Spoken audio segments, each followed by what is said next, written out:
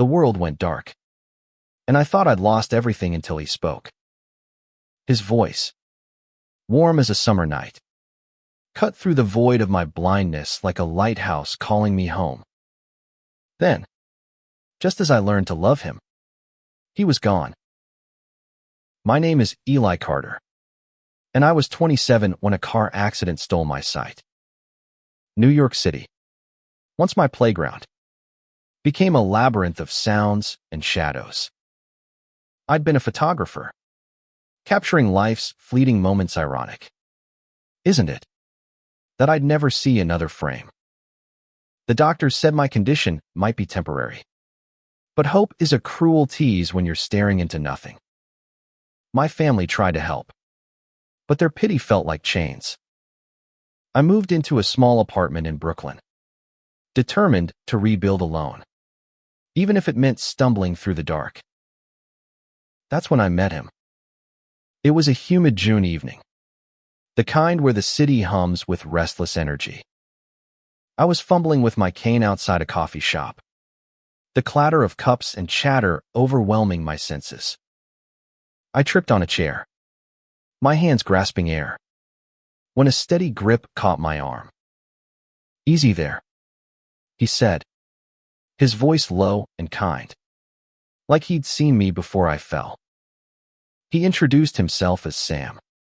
No last name, just Sam. He guided me to a table, his touch gentle but sure, and we talked. Not about my blindness or the accident, but about music, the way rain smells on pavement, the rhythm of the city. For the first time in months, I felt seen. Sam started showing up regularly. He'd meet me at the coffee shop, describe the world in vivid detail, the way a pigeon strutted like it owned the sidewalk, or how the sunset painted the skyline gold. He'd read me poetry, his voice wrapping around Frost and Whitman like they were old friends.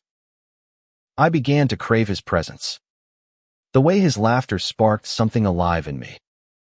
He never pitied me, never treated me as less. But he was guarded, deflecting questions about his past with a joke or a change of subject. I didn't push. I was too grateful for his light in my darkness. One night, he walked me home, his arm brushing mine as we navigated the crowded streets. I wanted to ask him to stay, to tell him how his voice had become my anchor. But when I turned to speak, he was silent. "Eli," he said finally, his tone heavy, "you're stronger than you know." Then he was Ganino goodbye. No explanation. I stood at my door, calling his name into the empty night. But the city swallowed him whole. Weeks passed, and Sam didn't return. I checked the coffee shop, asked strangers if they'd seen a man with a warm voice and a quick laugh. Nothing. It was like he'd never existed. My heart ached, not just for his absence, but for the questions he left behind. Who was he? Why had he cared for me, only to vanish? Then, 6 months later, a miracle or a curse. The doctors called it a rare recovery. My vision began to return. Blurry at first, like looking through fogged glass. But each day the world sharpened. I saw colors again. Faces. The chaos of New York. But with sight came a new mystery. At a gallery opening in Manhattan, I saw Heimer, someone who felt like him. A man across the room. His posture. His movements. So achingly familiar. His name was Lucas. An artist with no past anyone could pin down. When our eyes met, my heart stopped. He smiled. But it wasn't Sam's smile. Or was it? I approached, my pulse racing. "Do I know you?" I asked, my voice trembling. Lucas tilted his head, his eyes searching mine. "Maybe in another life," he said, his tone teasing but laced with something deeper. I wanted to grab him, demand answers, but the crowd pulled us apart. That night, I couldn't sleep, haunted by the feeling that Sam and Lucas were connected or worse. The same man hiding behind a new name. The gallery became my obsession. I returned every day, studying Lucas's paintings raw. Emotional works that felt like they held secrets. One piece stopped me cold, a canvas of a blind man with a cane, standing under a starry sky, a shadowy figure at his side. The title read, "When You See Again." My breath caught. Was this a message? A confession? I had to know who Lucas was, why he felt like Sam, and why he'd left me when I needed him most. The gallery smelled of paint and ambition, a stark contrast to the coffee shop where Sam's voice had once grounded me. I stood before Lucas's painting, "When You See Again," my eyes tracing the blind man's silhouette. It was me, or at least, it felt like me. The figure's posture, the way the cane tilted, even the curve of his jowlet was too precise to be coincidence. Lucas knew me, or Sam did, and the truth was tangled somewhere in those brushstrokes. I started lingering at the gallery, hoping to catch Lucas again. He was elusive, appearing only during crowded openings, slipping away before I could corner him. Each time our eyes met, my chest tightened with a mix of hope and dread. His smile was different, sharper, more guarded, but the way he moved, the tilt of his head, echoed Sam in ways I couldn't ignore. I began to question my own mind. Was I projecting Sam onto this stranger, desperate to reclaim what I'd lost? One evening, I stayed late, pretending to study a painting while the gallery emptied. Lucas emerged from a back room, his sleeves rolled up, paint smudged on his forearms. He froze when he saw me. "You're persistent," he said, his voice lighter than Sam's, but with a familiar warmth that made my skin prickle. I stepped closer, refusing to let him dodge me again. "Why do you feel so familiar?" I asked, my voice raw. "You're painting, it's me, isn't it?" Lucas's eyes flickered, but he didn't deny it.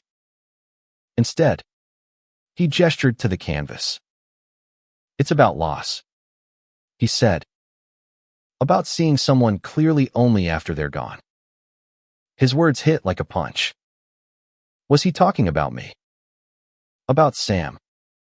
I pressed further, asking if he'd ever been to the coffee shop in Brooklyn, if he'd ever known a man named Eli. He laughed softly, deflecting. "You're chasing ghosts, Eli." But I wasn't. I started digging, piecing together what I could about Lucas. The gallery staff knew little. He'd appeared a year ago, his work selling fast, but his life a blank slate. No social media, no public records, just a name and a talent that seemed to materialize from nowhere. I hired a private investigator, a gruff ex-cop named Marie, who warned me I might not like what I found. She tracked down a few leads. Lucas had rented a loft in Soho, paid in cash, and avoided cameras like he knew they were watching. "He's hiding something," Marie said, handing me a thin file. "Or from someone." Her words gnawed at me. Was Lucas running from a past that included me? I thought back to Sam's sudden disappearance, the way he'd spoken of strength like he was preparing me for something. Had he been in trouble? Was Lucas a new identity, a way to escape whatever had chased him away? I confronted Lucas at the next opening, cornering him near a sculpture of twisted metal. "I don't know who you are," I said, my voice shaking. "But you know me. You painted me. You were there when I couldn't see." His face softened for a moment, and I thought he'd confess. But then he stepped back, his expression closing off.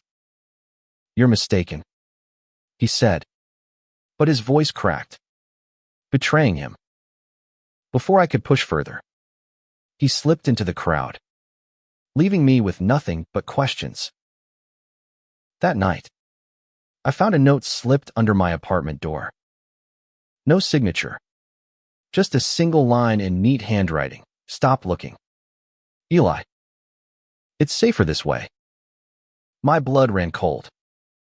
Safer for who? I tore through my memories of Sam, searching for clues. His stories had always been Vigano family. No hometown, just fleeting details about music and art. But there was one thing. He'd mentioned a bar in Harlem, a place he loved for its jazz. It was a long shot, but I went there the next night, hoping for answers. The bar was dim, alive with saxophone notes and murmured conversations. I scanned the crowd, my vision still adjusting to its newfound clarity. At a corner table, I saw him, Lucas. Not Sam, but the resemblance was undeniable. He was alone, nursing a drink, his eyes distant. I approached, my heart pounding. "Tell me the truth," I demanded, sliding into the seat across from him. "Are you Sam?"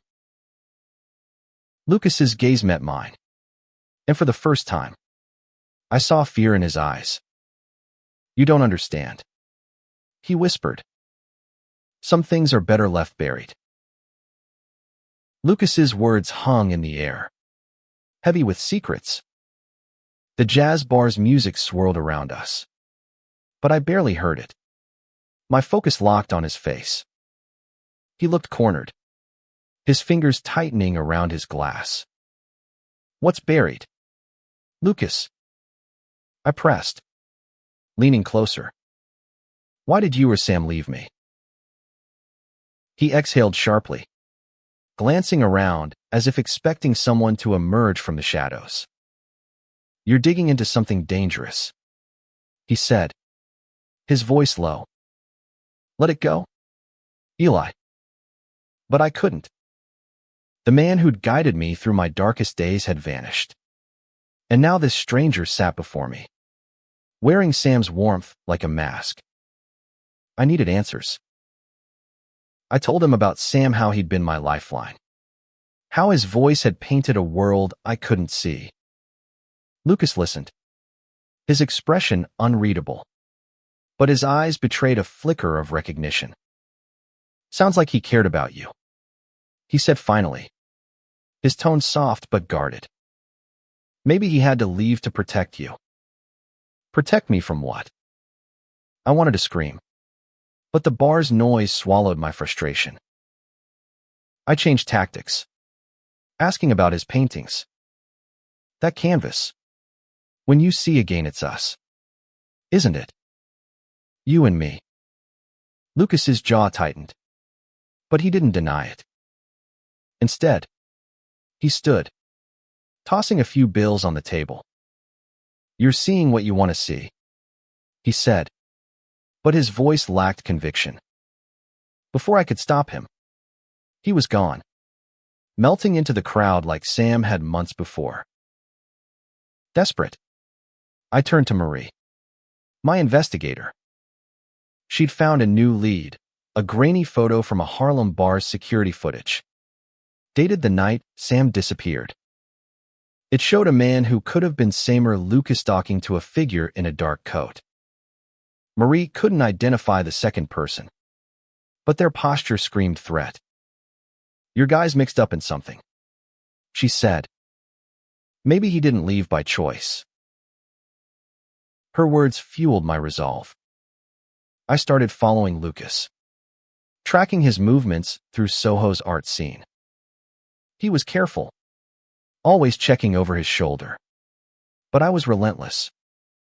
One night, I tailed him to a warehouse in Red Hook, its windows boarded up, the air thick with the smell of the river. I hid in the shadows, watching as Lucas met a man in a suit. Their voices hushed but tense.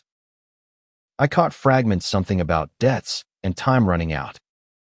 My heart sank. Was Sam or Lucas caught in some kind of trouble? Had he left to shield me from it? I confronted him the next day at the gallery. My patience gone. I saw you in Red Hook, I said, my voice steady despite the fear gnawing at me. Who are you running from? Lucas's face paled, and for a moment, I thought he'd bolt. Instead, he grabbed my arm and pulled me into a back room, locking the door. You're going to get us both killed, he hissed, his eyes wild. Stop following me. Then tell me the truth, I shouted. Are you Sam? Why did you leave? His silence was maddening, but his grip on my arm softened.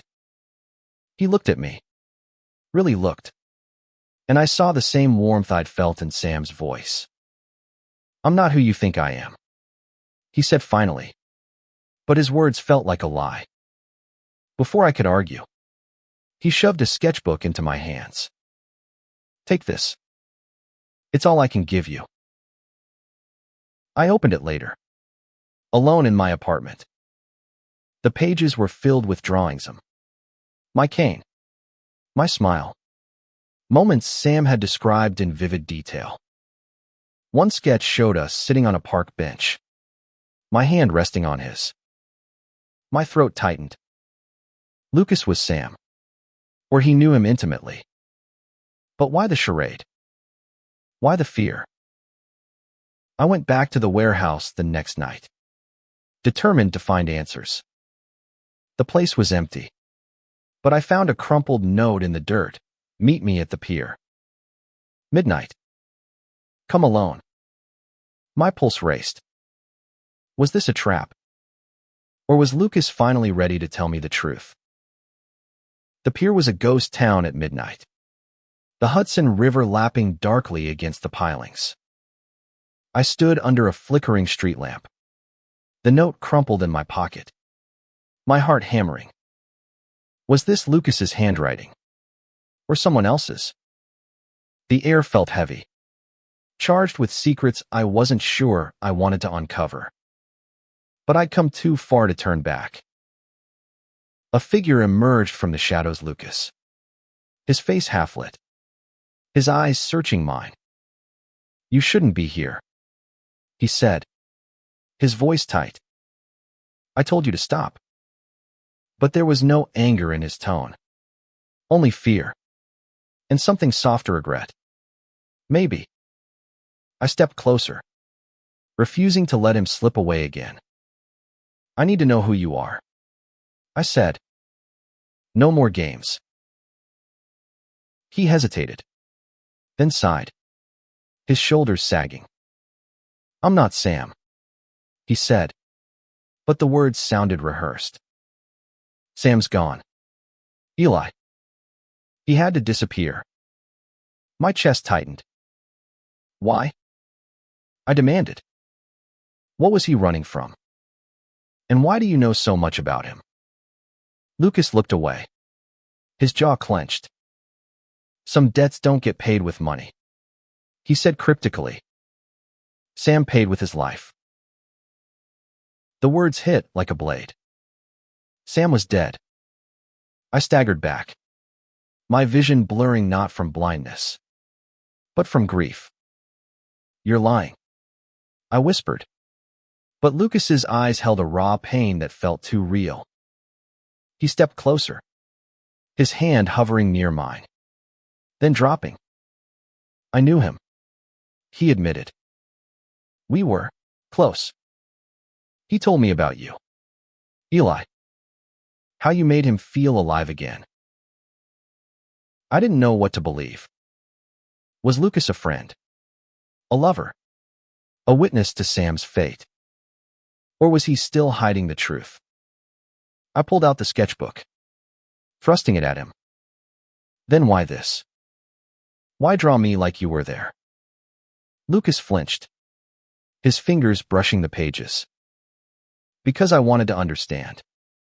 He said, Sam loved you. I needed to see why. His words stirred something in me, anger, longing, confusion. I wanted to hate him for not being Sam.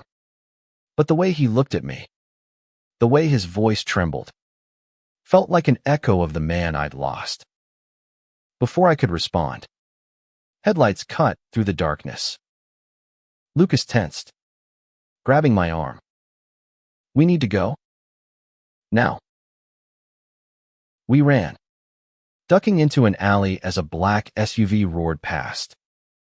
My heart pounded as Lucas pulled me behind a dumpster, his breath ragged. Who are they? I whispered. He shook his head, his eyes darting. People you don't want to know. Sam got mixed up with them loans. Bad deals. They don't let go. I stared at him, pieces clicking into place. Is that why he left me? To protect me? Lucas didn't answer, but his silence was enough. We stayed hidden until the SUV was gone, then slipped back to my apartment. Lucas refused to come inside, but he lingered at the door. Stop chasing this, Eli, he said, his voice breaking. Sam wouldn't want you hurt. I grabbed his wrist, desperate. If you're not him, then help me understand. Tell me everything. He pulled free, his eyes glistening. I can't, he said, and then he was gone again. Back in my apartment, I pored over the sketchbook, searching for clues. One drawing caught my eye, a symbol, a coiled snake, tucked into the corner of a page. I'd seen it before, on a business card in Marie's file, linked to a shady lender in the city. Was this the key to Sam's disappearance? I called Marie, begging her to dig deeper. She warned me again about the danger, but I didn't care. Sam had seen something in me worth saving. I owed him the truth. The next day, Marie called with a lead, the snake symbol tied to a man named Victor Kane, a loan shark with a reputation for ruthlessness. Sam had borrowed money from him years ago, she said, and never paid it back. My stomach churned. Had Sam's kindness to me been a fleeting escape from a life unraveling? And where did Lucas fit in? The name Victor Kane burned in my mind like a warning. Marie's research painted a grim picture, a man who thrived in New York's underbelly, lending money to desperate souls and collecting with blood. If Sam had been tangled with him, his disappearance made sense, but it didn't explain Lucas. Was he a victim, a conspirator, or something else entirely? I needed to confront Kane. But first, I had to find Lucas again. I returned to the gallery, clutching the sketchbook like a lifeline. Lucas wasn't there, but a new painting was a stormy seascape, waves crashing against a lone figure on a pier. The coiled snake symbol was hidden in the foam, subtle but unmistakable. My pulse quickened. This was no coincidence. Lucas was leaving breadcrumbs, whether he meant to or not. I tracked him to a dive bar in the East Village, a place Sam had never mentioned. He was at the counter, his back to me, but I recognized the slope of his shoulders. I slid onto the stool beside him, my voice steady. The snake. Victor Kane. What's your connection? Lucas's hand froze mid-sip, his eyes narrowing. You're relentless, he muttered, but there was a hint of admiration in his tone. He leaned closer, his voice barely above a whisper. Sam owed Kane money a lot. He thought he could outrun it, but Kane's men found him. I was there. Eli. I saw what they did. My stomach dropped. Saw what? I pressed. Lucas's gaze darkened. They beat him. Badly. He told me to run. To keep you safe. I've been trying to ever since. His words shook me. Lucas wasn't Sam. But he'd been close enough to carry his secrets and his guilt. Why didn't you tell me? I asked. My voice cracking. I thought you were him. Lucas looked away. His fingers tracing the rim of his glass. I wanted to be. He admitted.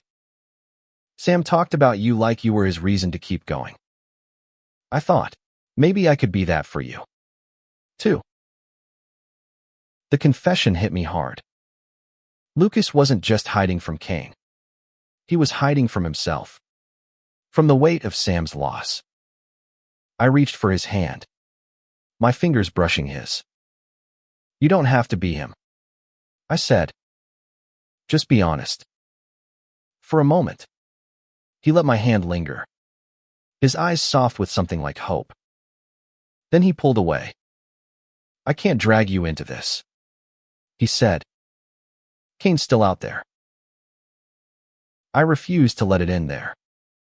I convinced Lucas to meet me the next night, promising we'd figure it out together. He agreed. Reluctantly. And gave me an address, a safe house in Queens. But when I arrived, the place was trashed. Windows shattered. Furniture overturned. My heart sank. Had Kane's men found him? I searched the wreckage, finding a photo tucked under a floorboard, Sam and Lucas. Arms around each other. Smiling in a way that broke my heart. They'd been more than friends, lovers. Maybe, and I'd never known. I called Marie. Panic rising. She confirmed my worst fears. Kane's men had been spotted in Queens. Lucas was in danger. And I was out of leads. But I couldn't stop.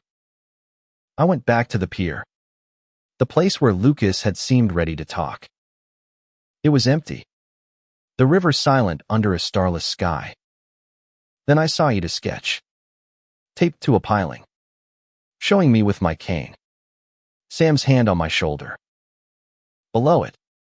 In Lucas's handwriting, I'm sorry. Find me at the old theater. The theater was a crumbling relic in Brooklyn. Long abandoned. I went alone. My heart pounding. Unsure if I was walking into answers or a trap. Inside. The air was thick with dust. The stage lit by a single bulb. Lucas stood there. His face pale but resolute. You don't give up. Do you? He said. A faint smile breaking through. Before I could answer, footsteps echoed behind me. We weren't alone. The theater's shadows seemed to pulse with danger as the footsteps grew louder. Lucas grabbed my arm, pulling me behind a tattered curtain. Stay quiet, he whispered, his breath warm against my ear. My heart raced not just from fear, but from the closeness of him, the echo of Sam's presence in his touch. The footsteps stopped, and a voice cut through the silence. Cold and deliberate. Lucas, you can't hide forever. It was Victor Kane. I'd seen his face in Marie's file-sharp features. Eyes like a predator. He stood center stage, flanked by two men, their silhouettes hulking in the dim light. Lucas's grip tightened, his body tense. He knows I'm here, he murmured. I led you into this. I'm sorry. I wanted to scream at him, to demand why he'd kept running instead of trusting me. But there was no time. Kane's voice boomed again. Sam thought he could cheat me. You think you're smarter. My blood ran cold. Lucas hadn't lied, Sam was gone. And Kane was the reason. But why was Lucas still a target? Lucas leaned closer, his voice barely audible. Sam took something from Kane, a ledger. Proof of his deals. I have it now. It's why he's after me. My mind reeled. Sam hadn't just been a victim. He'd fought back. And Lucas was carrying his fight. I squeezed his hand. A silent promise to face this together. Kane's men fanned out, searching the theater. Lucas pulled me toward a side exit. But the door was locked. We were trapped. There's another way, he whispered, leading me up a rickety staircase to the balcony. My vision, still fragile, struggled in the dark.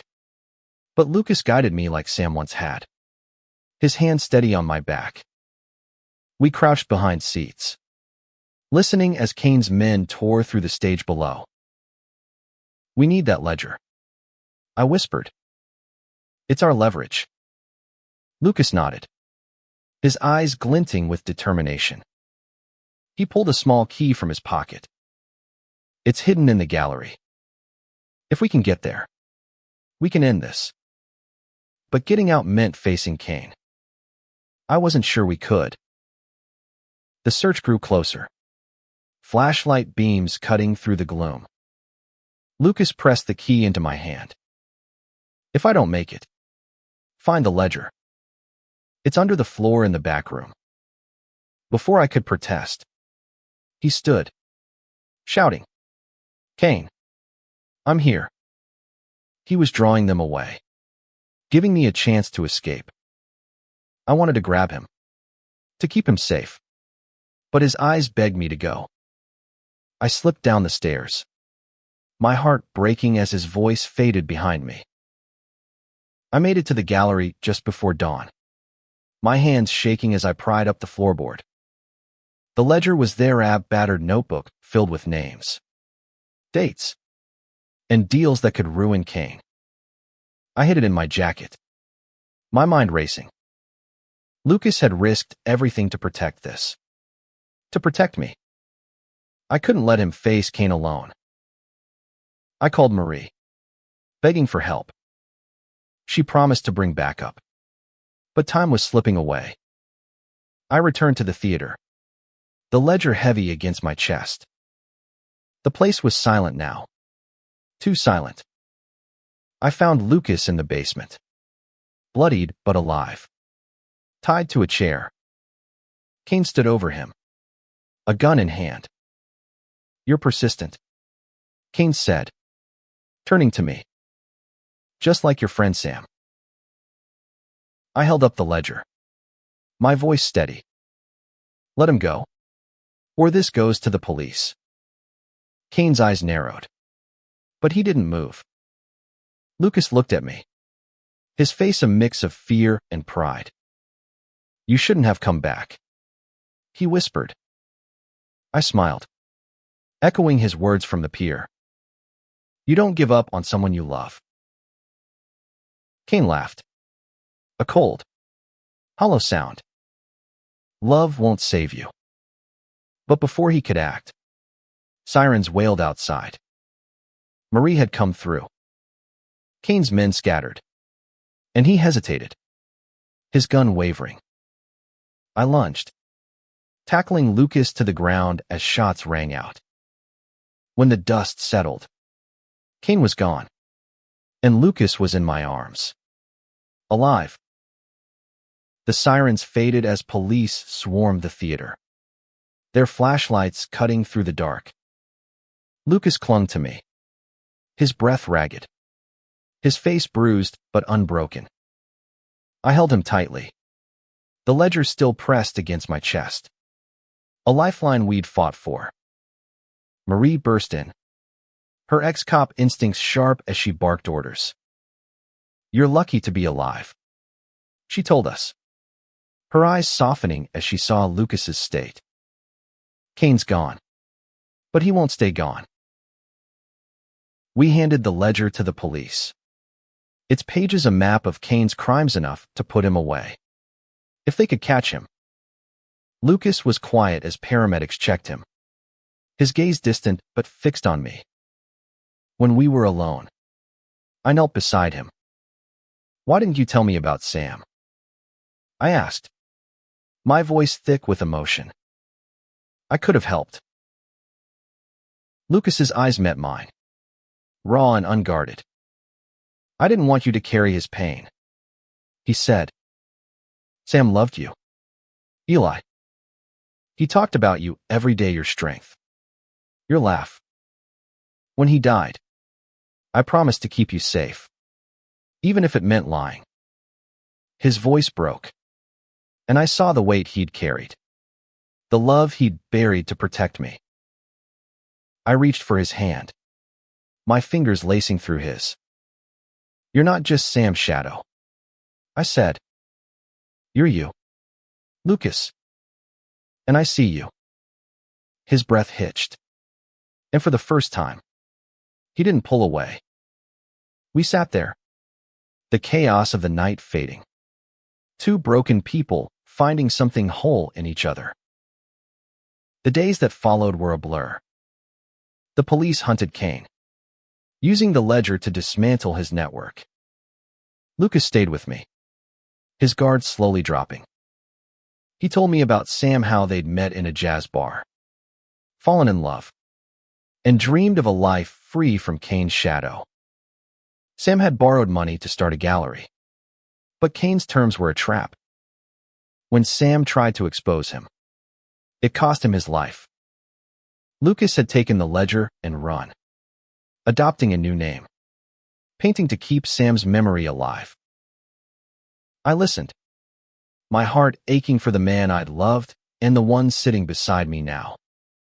Lucas wasn't Sam, but he carried Sam's heart, and I was falling for him in a way that felt both new and familiar. We spent evenings in my apartment, talking about everything: art, music, the future. One night, he kissed me, tentative at first, then fierce, like he'd been holding back for years. "I don't deserve you," he whispered, but I silenced him with another kiss. "You're here," I said. "That's enough." But Kane's shadow lingered. Marie warned us he was still out there, biding his time. Lucas grew restless, checking windows, jumping at noises. I wanted to protect him, to give him the peace Sam never had. We started planning a new city, a fresh start. But first, we had to face the past. One morning, Lucas found a note slipped under my door. Just like before. "You can't hide forever." My blood ran cold, but Lucas's face hardened. "We end this," he said. We met with Marie, who'd tracked Kane to a warehouse in Jersey.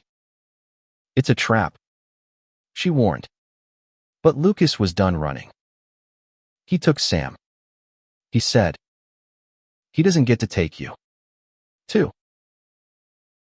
We went together, armed with nothing but the truth and each other. The warehouse was a maze of crates, the air thick with tension. Kane was there, alone, his smile chilling. "You're stubborn," he said, his gun glinting. "Just like Sam." I stepped forward, my voice steady. "You're done, Kane. The police have everything." His smile faltered, and for the first time, I saw fear in his eyes. Lucas grabbed my hand, his grip fierce. "We're not afraid of you," he said. Kane raised his gun, but before he could fire, Marie's team stormed in, pinning him down. As they cuffed him, Lucas pulled me close, his heart pounding against mine. "It's over," he whispered. I believed him. Kane's arrest was a headline, his empire crumbling under the weight of the ledger's secrets. Lucas and I watched the news from my apartment, the TV's glow casting shadows on his face. He was quieter now, The fight drained from him, but his hand stayed in mine, grounding us both. We'd survived, but survival wasn't the end, it was a beginning. We moved to Chicago a month later, trading New York's chaos for a quieter life. Lucas rented a small studio, his paintings filling the space with color and memory. I started photographing again, capturing the world through a lens that felt new. My vision wasn't perfect, but it was enough. And Lucas was there to describe what I couldn't see. We built a life together, not as replacements for Sam, but as two people who'd found each other in the wreckage. One evening, we walked along Lake Michigan, the wind sharp and clean. Lucas stopped, pulling me close. I thought I'd lost everything when Sam died, he said, his voice soft. But you gave me a reason to keep going. I kissed him, my heart full. You gave me that first, I said. When I was blind, you saw me.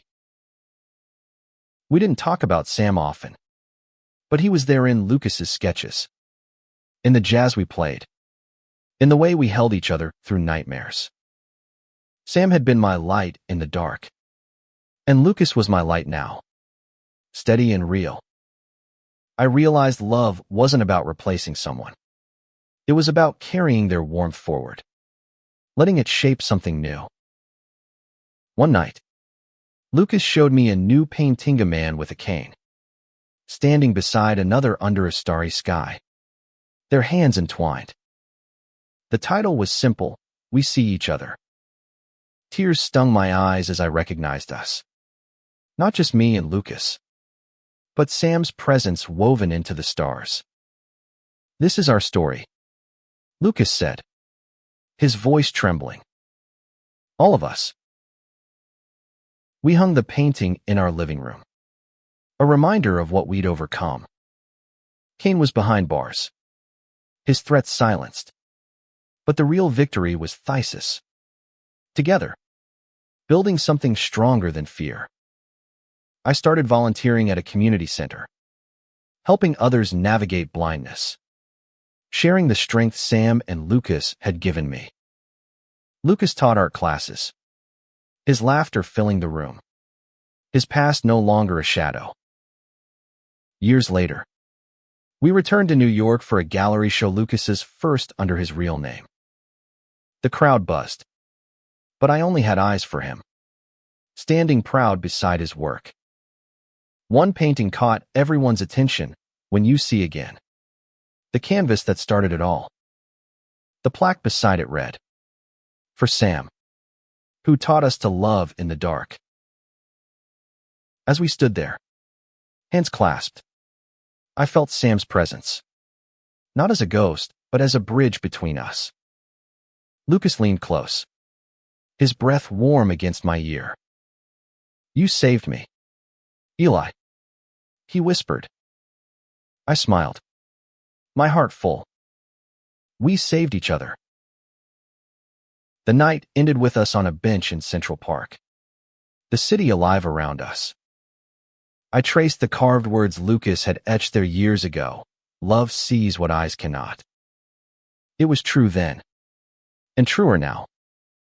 Sam had cared for me when I was blind, and though he'd vanished, he'd led me to Lucas, to a love that saw beyond sight, beyond fear, beyond loss.